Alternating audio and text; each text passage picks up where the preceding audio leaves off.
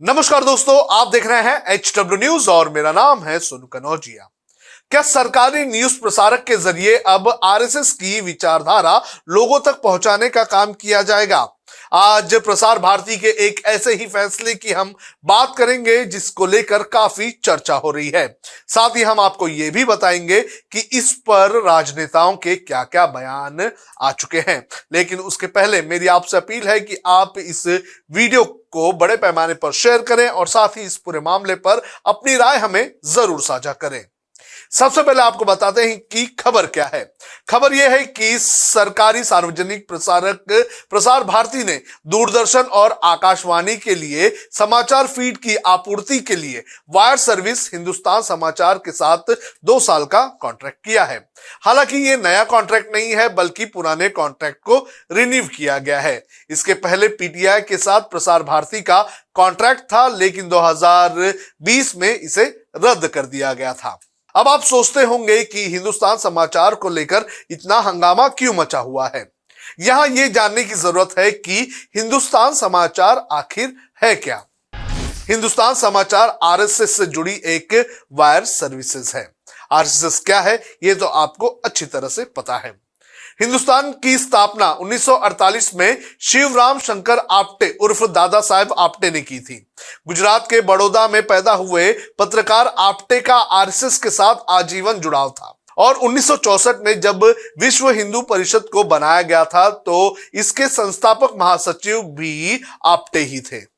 हिंदुस्तान समाचार को 1956 में एक सहकारी समिति के रूप में पंजीकृत किया गया था।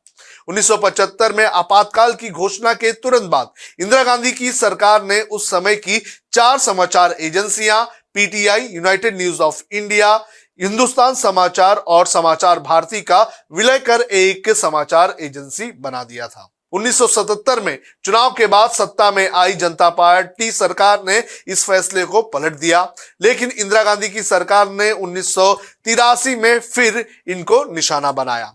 मध्य प्रदेश के एक वरिष्ठ कांग्रेसी नेता सुभाष यादव, जो बाद में राज्य के उप मुख्यमंत्री बने, उनको रिसीवर नियुक्त किया गया।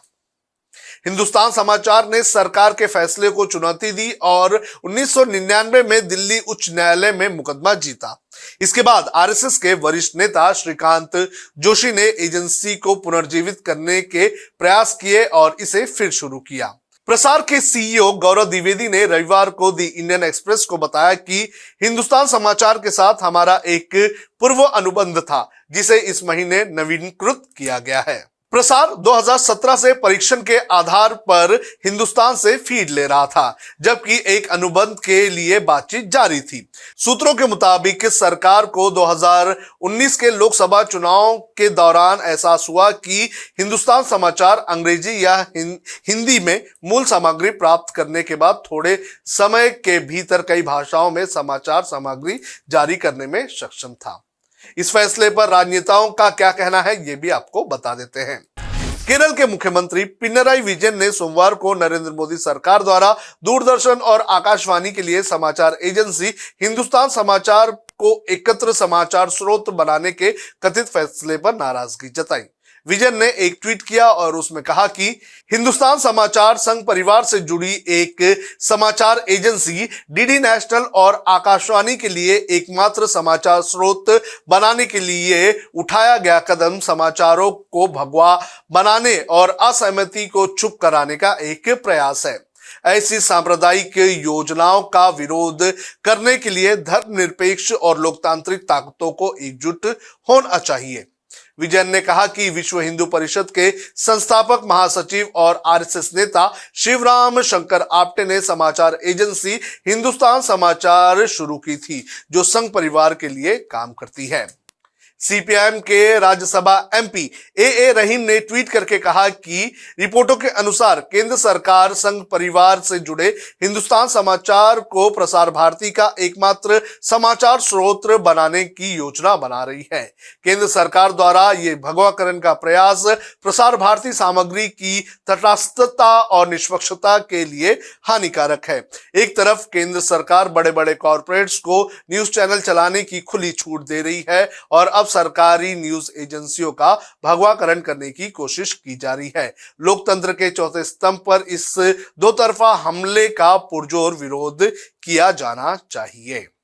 केरल टूरिज्म मिनिस्टर पीए मोहम्मद रियाज ने ट्वीट करके कहा कि हिंदुस्तान समाचार के डीडी और ऑल इंडिया रेडियो के ऑफिशियल न्यूज फीडर बनने से इन संस्थाओं को संघ परिवार का मुखपत्र बना दिया जाएगा। तो जो ये फैसला लिया गया है उसको लेकर खास तौर पर सीपीएम के नेता जो है विरोध कर रहे हैं। इस पूरे मामले पर आपका क्या कहना है, आप कमेंट करके हमें जरूर बताएं।